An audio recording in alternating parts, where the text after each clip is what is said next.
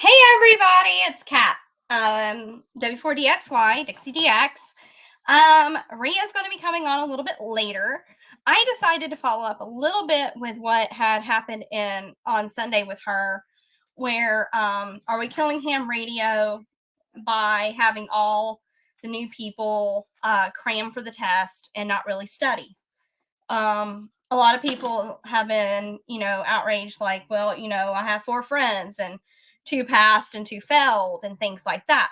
So that's what we're going to talk about tonight. We're going to talk about testing, passing, failing, things like that. I did an experiment. I sent the hamstudy.org test to one of my friends, just a tech, and it's actually the new text that I sent out. And my friend came back and I was like, can you take this? And they were like, sure. And they didn't do too bad. Not too bad at all. They actually made a 62. So they got 22 out of 35 right, which wasn't really bad. Not doing any studying, not knowing anything about ham radio, and just remembering some of the stuff from physics and things like that. So we're going to deep dive in that, but let's go ahead and talk about the news. So as of April the 27th, the FCC is not processing new license applications because they're trying to resolve an issue with the Universal Licensing System application filing system. It wasn't functioning properly, so once they get all that up and running, then they'll be back accepting the licenses. So if you're currently behind and recently passed a test and haven't gotten your call sign yet, that is why. Computers are computers. They can only do so much. Well, on May the so basically, members of the Military Auxiliary Radio Service radio system, MARS, will conduct HF skills exercise from Monday night, May the 2nd through Saturday, May the 7th, to practice interoperability with amateur radio community. So on a 60-meter high-power broadcast will begin on May the 3rd at 0200 UTC, followed by the FEMA region net. They will continue 4 more nights at 200 UTC with a region net at 1200 local each day, May the 3rd through the 7th, Eastern, Central, Mountain, and Pacific. The net will be called by region. So they were on channel 1 net at 5330.5 kilohertz. So if y'all been able to participate in that, that's pretty cool. And on other news, astronaut Caleb Barron, amateur call sign KI5LAL, completed a successful scheduled ham radio contact on April the 21st with students from Bellefontaine High School in Bellefontaine, Ohio. So that was really, really cool. Thanks so much, Theo. Hey, Andy. Hey, everybody. Hey, Evan. Hey, Ron. Don't forget to like and subscribe both channels, and don't forget to sit there and buy me a blue drink and things like that. So don't forget about doing all that. And so let's get some opinions on here. I wish I could do a poll. That'd be a lot easier, but unfortunately can't. So what are y'all's thoughts on passing and failing the test? Did you cram or did you study? I mean, when I took the tech, I definitely crammed for the tech. I didn't really study. I crammed. When I did the general, I did some studying because, of course, we were having things that had to do with on the general test and things like that. And that kind of helped me better understand the material. And when I took the test, I almost had got 31 out of 35 right. So I missed four in total, which isn't very bad, not for being not for studying like I did. And I did the ham radio prep course and everything. So and I know people learn differently. Some people learn better by audio, some people better learn by reading, and some people better learn by taking practice tests over and over again and retaining the answers and not really paying attention to the questions. So I think it's an equal out there for everybody on that concept.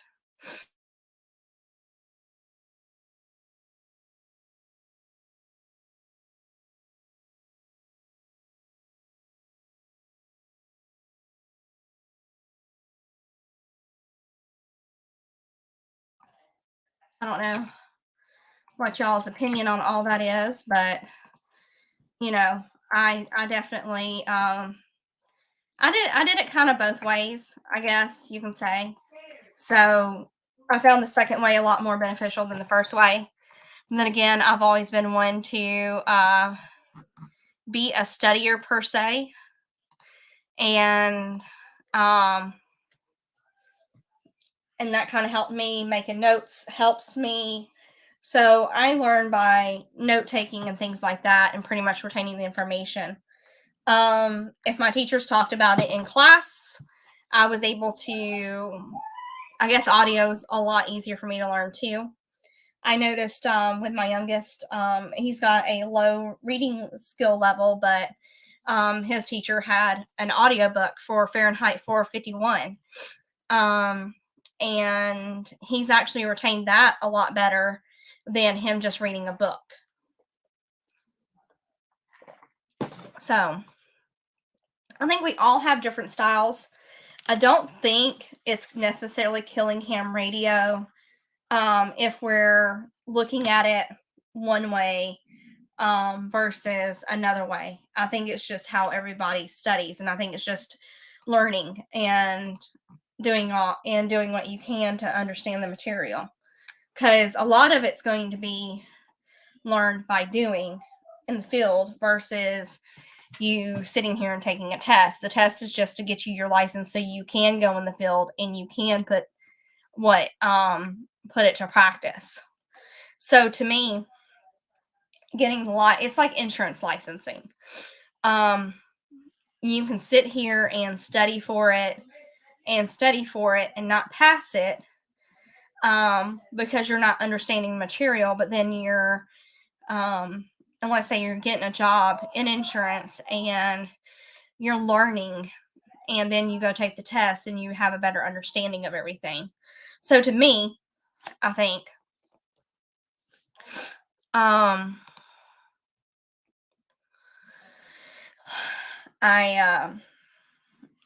it's just one of those things of putting it to practice and knowing the material. I think that's part of it too. Yeah, Lon, unfortunately, I tried sitting there and listening to those videos when I was at work and stuff in the call center, and I just could not sit there and take notes or anything or follow along pretty well. And then I tried putting it on at night, but then I'd fell asleep. So there's that.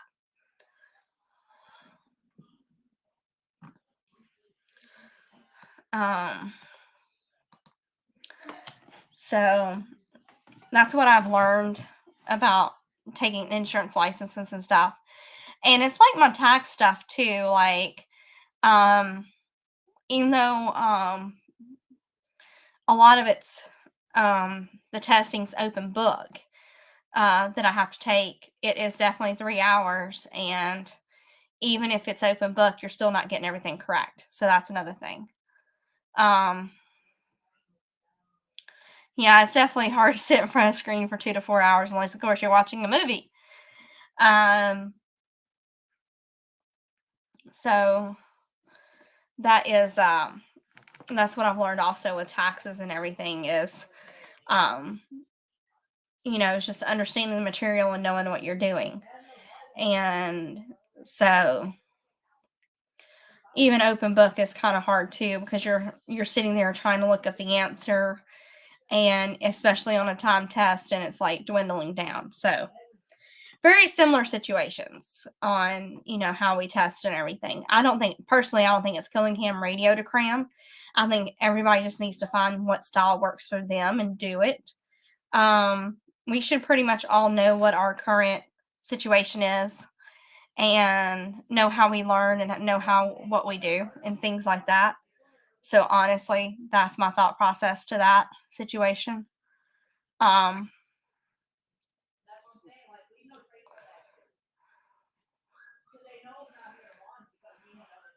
I agree with that, Ron. I definitely agree with that. I mean, some people are like, well, I think it's killing ham radio. I don't think it's killing ham radio at all. I think it's just the way we learn, and people learn differently.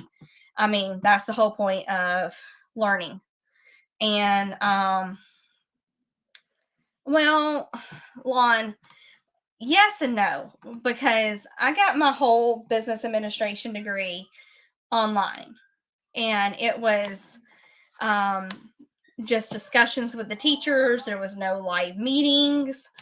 So there was not really anything from the teacher other than, hey, here's the material, here's your discussion question, here's when you're supposed to take your test, here's when your quizzes are due, there's when your essays are done.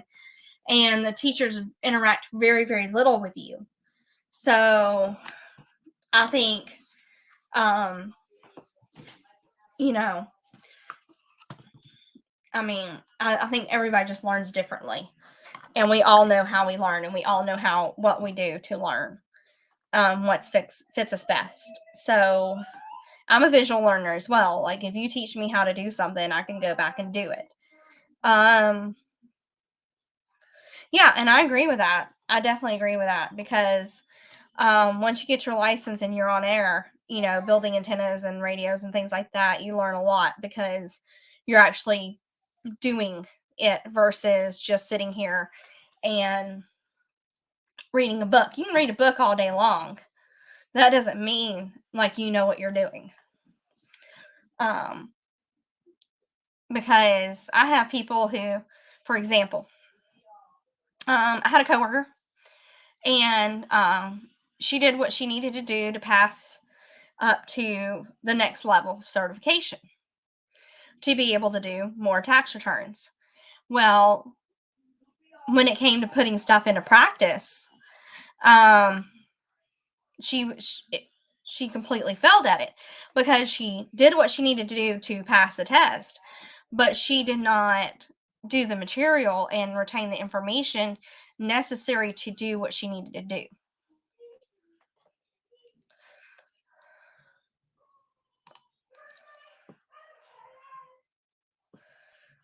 Oh, yeah, Zoom's a good one to learn, and Google Meet now and things like that.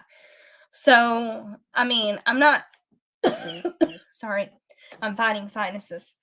Um, so I just think that it has a lot to do with just how you learn. And that's the only thing I can say about that because we each learn differently and we retain information differently. Um, I used to make cheat sheets for myself before I studied before I took a test. I would look over my cheat sheet that I made and made sure that I understood the points that I needed to remember on the test. And then I was able to put that into play. So I just think, yes, lawn, everything has been growing with the rain and warm weather. Um, so that's one of my biggest things to put out there is just figure out which way is best for you to learn and then do it. Because honestly, that's the only way we're ever going to do anything with radio is actually learning on how to program things, how to put stuff together. You know, this weekend, um, Mother's Day, I'm teaching the boys how to change a wax seal on a toilet and the bolts too. I ran into a little snafu and I had to go buy a Dremel so I can Dremel the nut off, and that way we can get the toilet off and replace it and put the toilet back together. So, it's just one of those things that, just teaching and learning and doing all those things.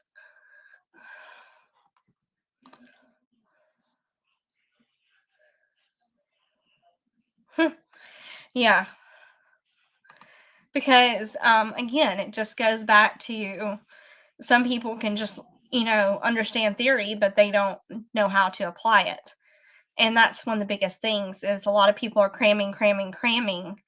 But when it comes down to the test, it's like they've crammed so much that they have lost some of that retaining the information. Um, my dad learned through reading. Um, he could sit there and read something and understand it way better than I could ever do it. And so that's one of his strong suits.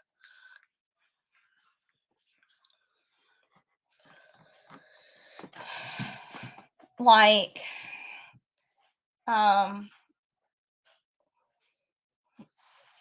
I just think it's just all about how you learn and what you do and how you retain the information. That's just me.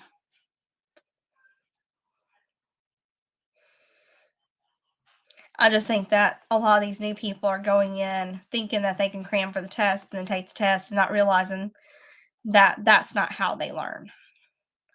And so I think that's where the problem lies is them not understanding how they learn versus, well, I crammed and I didn't pass and I expected myself to pass, but really and truly, um, they didn't. They just crammed and they didn't retain the information. Well, and I agree with that, Ron. I definitely agree with like the real teaching should be done after they pass their license test. I agree with that. I just think that these people expecting to cram, cram, cram, and then take the test and fail, and then they're just like, well, why did I fail? Like I failed the tech test the first time I took it. The second time I took it the same day, I passed it. So I had crammed so much in that by the time I took the test, I didn't retain everything. And learning never stops because there's something that I make sure myself that I learn daily. Like right now, I am going to sit down and I've got about 4 to 6 C corps to do and legit C corps, like expenses and everything. And then I've got a couple of S corps I've got to do, which again, and these are things that I'm not done a lot of. I'm not very, very comfortable with doing them. I'm definitely going to have somebody teach me and I'm going to learn as I'm doing them. And it's a learning process. I mean, it's going to take me some time to learn the material and learn how to do one because honestly, I'm flying blind. But I also think that part of teaching is asking questions. And if you don't understand something, to go ask a question. Because I don't think there's really a stupid question out there unless you're actually being stupid asking the question. But legit, when you're trying to learn something, I don't think that there's a stupid question ever when you're learning.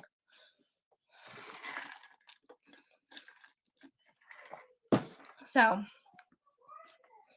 and that's just one of the things that I think.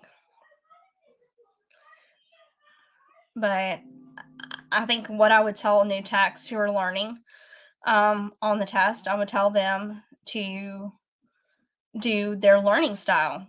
Figure out what your learning style is and go over the test and questions. And if it's you writing down the answers to all the questions, then do that. I know that's a lot of questions to do, but again, it's whatever helps you retain the information. That's the thing. It's retaining the information. Then after that, you're going to learn how to do stuff. One of those giant Buc-ee's cups. I don't know. I kind of like my little Rosie's cups.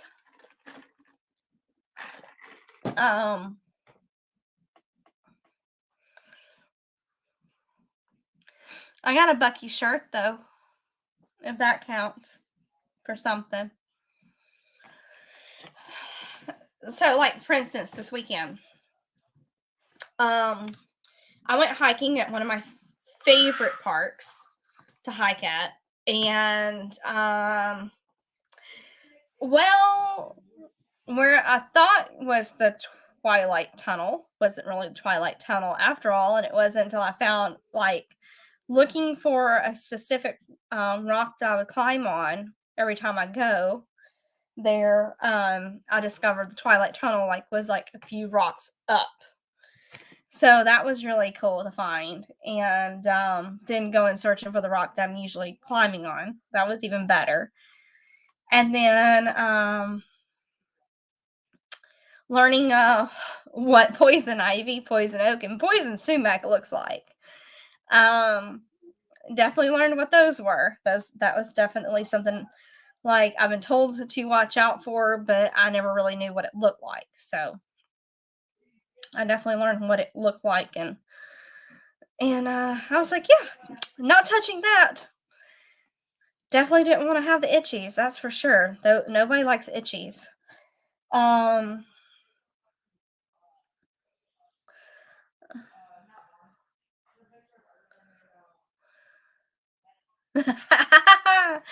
That is definitely a good one, Lon, definitely a good one. You wanna have a balanced breakfast before you go take a test. Um, Because you definitely don't wanna be sitting there with your stomach grumbling going, "Oh my god, I should have eaten something." Or, oh, and make sure that your bladder is empty too, because you don't wanna be sitting there going, "Oh my god, I've gotta go pee," because then that's not pretty. If you're at that point, well, then you're just too much to that point too. Gone. I just, and at work, we have something called battle buddies. So we have like a group of 2 to 4 people. And so basically, what we do is we sit there and we help each other out with questions about taxes if we know it, or we help them out with their office and things like that as leaders. So I think all these new ham radio operators, if they have a friend who's in the ham, I think just them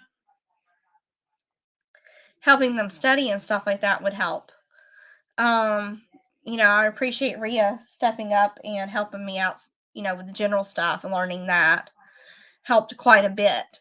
So I think maybe doing something like that would help too. Um, because if you're like, hey, my friend's wanting to take the test, well, why don't you just help your friend study? I mean, that's what I would do. And I'm all about helping people and pointing them in the right direction. And I don't mind helping them study if they need it. I'm pretty good at that. Um, Not giving the answers, but definitely giving hints. I'm very good at giving hints. So I was joking with one of my friends, and I sent him a meme of peas and carrots, and I was like, bonus points if you know what movie this is from. They're like, I don't know what the movie this is from, and they're like, I need a hint. So I gave the hint of um, the main character. The character got shot in the buttocks in Vietnam, and Jenny told them to run, and they're like, I still don't get it, and I'm like, oh my goodness. And I was like, it's Forrest Gump. And they're like, oh, it's Forrest Gump. Oh, I thought that's what it was. I mean, at least guess. Nothing ever hurts with guessing. You don't have to be right 100% of the time, like the Anchorman says. Sex Panther, it works 60%, it's 60% effective all the time or something like that. Um, so yeah, I think, part of it, if you don't know the answer, take a guess, because your guess could technically be the right answer. And don't second guess yourself on these tests either, because if you second guess yourself, then you're in a heap of trouble at that point, because then you're just like overthinking it. And I think that's another problem too, is people just overstudy, overthink it, and they don't think about it. I mean, like, picking out something and associating it with a question helps too. Um, I just think everybody just needs to find their learning style pretty much. And I'll say that over and over again because that's the truth. Because everybody learns different. It's 60% correct half the time. There we go. Because you have these people who take the ACT and they sit here and say, "Hey, if you don't know the answer, just guess C." And people have put down like a certain way of doing a scantron and acing a test or something. I don't necessarily think that's true. I think it's just people talking out their hiney holes. But I definitely agree that if you don't know it, I mean, you're guessing. And it's like I've told my kids too. I mean, granted, I don't want you to half half half the work, but turning in something is better than turning in nothing. A 50 is better than a 0. I don't really want a 50, but that's way better than a 0. So something's better than nothing, and leaving questions unanswered is not good on test. I think you should at least try to answer it, and that to me is one of my best things. Oh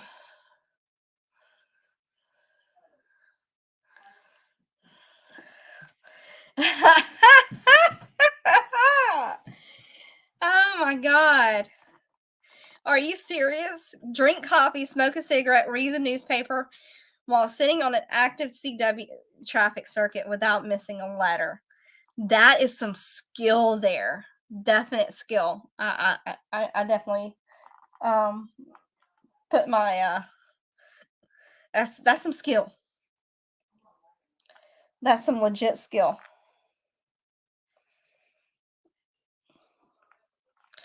I definitely couldn't do that. Like, I can do a lot of things, but I can't sit there and do that. That is not me.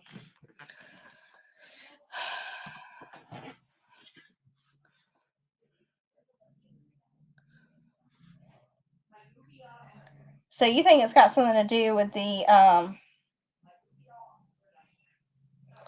the people getting on there and listen to these grumpy old men talk about their colonoscopies, or they saw their neighbor's wife leave the house in an outrage. Yeah, it happens. But yeah, I mean, it is what it is. I think there's a lot of things out there that kind of like deter people from the community. I mean, pretty much the whole community is like helpful to everybody. But again, I definitely think, I definitely think, just helping out each other and everything like that, and all these new hams, and if they don't pass the test the first time, maybe offer to help them out. Maybe set them up with a study course or something, you know, in your local ham community. I mean, it's just one of those things. I think it's just sitting there and getting them to do it, and getting them learning. Let them see you operating and things like that. That would help out.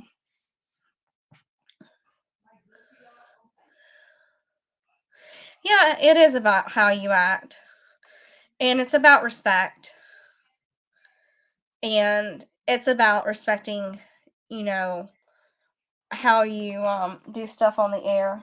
It's definitely that. It's definitely respecting, you know, making sure that we're doing proper etiquette and on the air and everything's like that. Hey, Joseph. Yeah. So,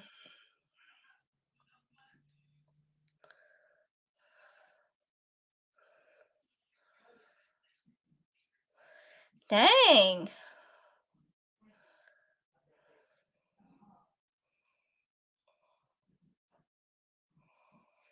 Yeah, well, that's sad. I mean, but you can't sit here and let one bad apple or a few bad apples spoil the whole bunch. And I know that happens from time to time. I definitely know that happens. But I also think that, hey, Ed, I think it's just us coming together as a community and everything. And I think, and it's about respect too. And it's about, just helping everybody out. I mean, that's pretty much it.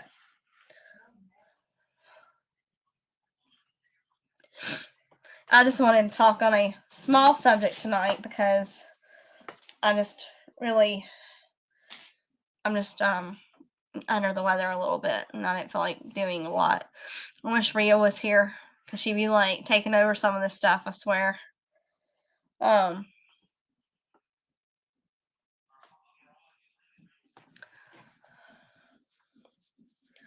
But I definitely think we just need to treat everybody better. What is a blue drink? Submarine Man. Well, it's a Kenny's Cooler is what it is. It's got lemonade, blue carousel, blue cherry bay rum, and peach schnapps.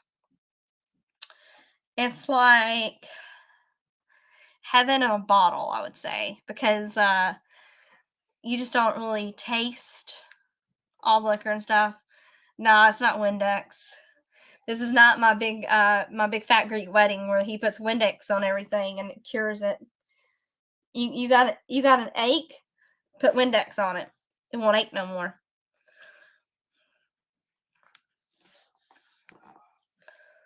So,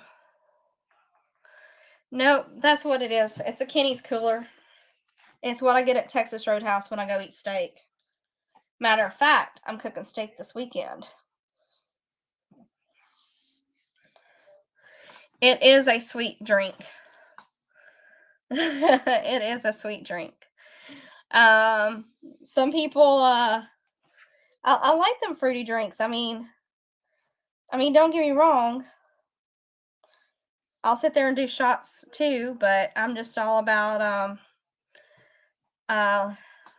let your elbows soak in Windex. Yeah, I'm all about I like my drinks to be fun and fruity, like kind of like me. So I'm not too sweet. I'm sassy with a little bit of sweet.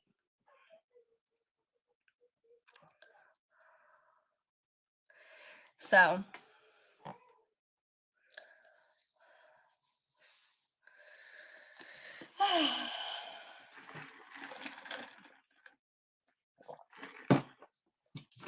I am drinking sweet tea though.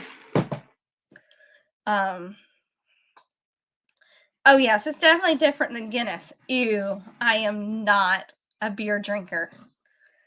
Oh, nope. We're good. We are good. I've tried beer. I just can't do it.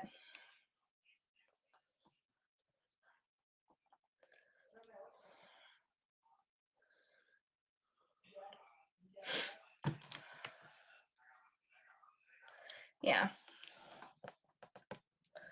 So, yeah, I'm not a Guinness person. I'm definitely not a beer person. I've tried beers. I've tried to get down with beers. I can't do it. I went and yeah, I just can't do it. I just really cannot get down with beer. I really couldn't do it. I just really could not do it, honestly. And we have some great breweries here too. Sweet tea vodka. I don't know if I want sweet tea vodka, honestly. I think that would definitely be I definitely think that that's definitely that's a weird one, sweet tea vodka. Um what are 7 Up highballs, Paul? That's a good question. What's a 7-Up highball? Please.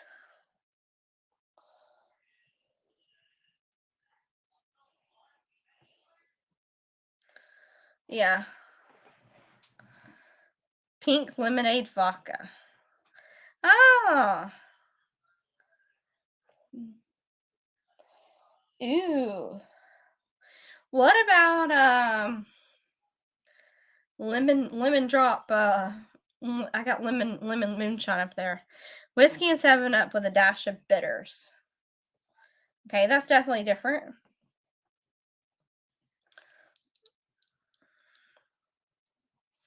Soaking gummy bears with pink lemonade vodka? Oh my goodness, Ed, you are trying to start something there, aren't you? I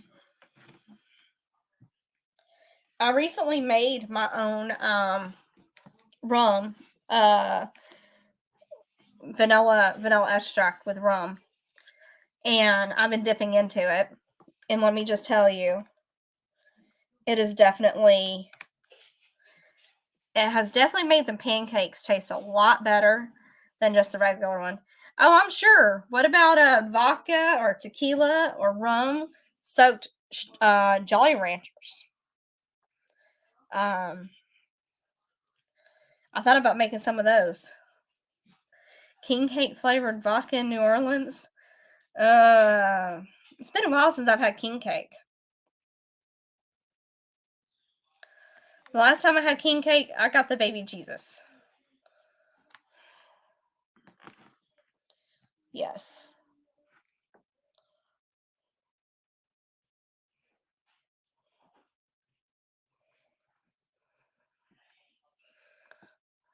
King cake flavored vodka. I don't know.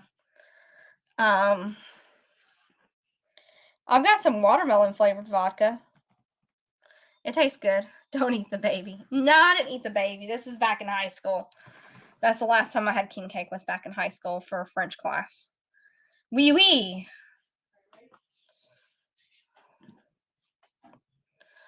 Um,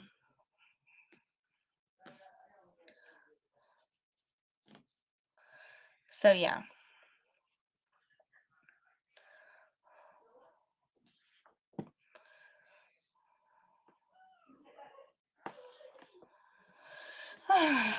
So guys, I think I'm just gonna cut it short. As much as I want to stay on here longer, I'm just getting really sleepy. I took some meds and they're finally kicking in. But yeah, catch me and Rhea next week. I know that she was busy this week. She's got that short wave show.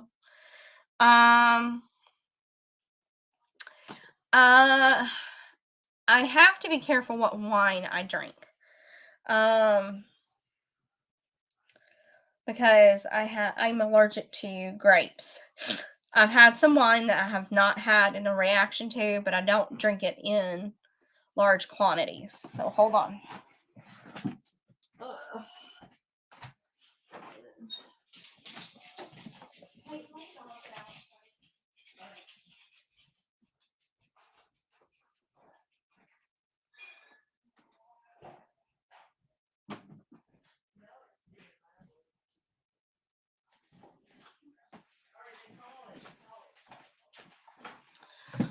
I've got this. It's called Dark Horse wine, and it's a rosé. I don't know what kind of grapes it's got, but whatever grapes are in it, I can eat. Not eat, but drink. So yes. So I've got to be careful with it on everything. You don't like mine. Well, yes, it made the pancakes taste better than the regular stuff. But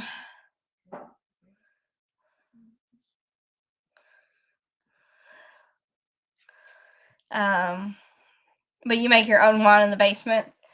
Well, that's cool. This isn't like drinking vinegar. Definitely not like drinking vinegar. I had a peach Bellini at a Mexican restaurant with it in it, and it was really good. They did a wine float. We have actually muscadine wines here in Alabama. I'm definitely gonna try one of those and see if I like them. But I tried blueberry once, and it was just too bitter, and I couldn't. Just no.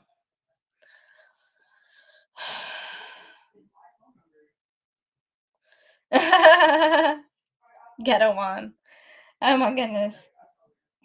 Next thing you're talking about is making that that prison wine in the toilet. The prison toilet wine. Oh my goodness. But before I leave, on another note,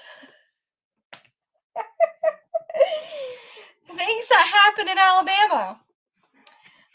We have a inmate and a corrections officer on the run, and there's a $10,000 reward, and definitely one of those things. So it's definitely interesting, to say the least. Everybody's making fun of it. Everybody's making memes of it. It's made national news. We've had people on my Facebook page. They're like, we ride at dawn to go find them. Somebody said that they shouldn't be headed to Florida. They should be headed to Texas. So maybe they're actually headed to Texas and not Florida.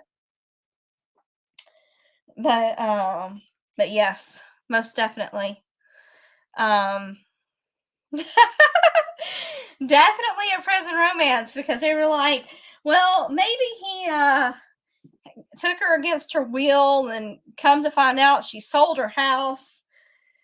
She retired, or was talking about retirement. I mean, it's a whole story. Go read on it out in Alabama. And actually, where they were coming from was actually an hour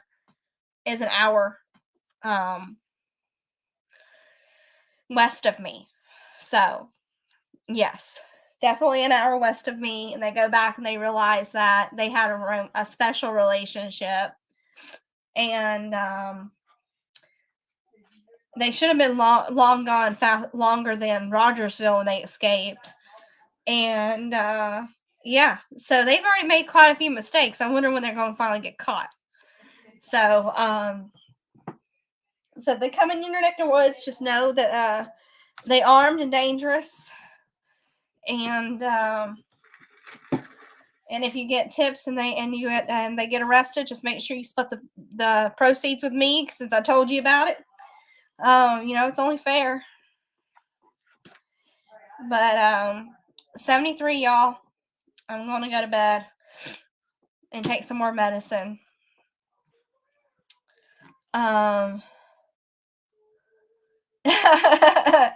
It's probably going to end up being a Lifetime movie. And really it is.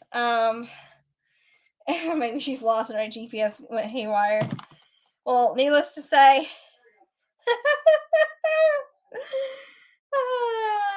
there ain't no selling. But 73, y'all. I'm going to go get some more rest. I'm going to take some more meds. I'm going to knock myself out. So, y'all have a great night, okay? Bye.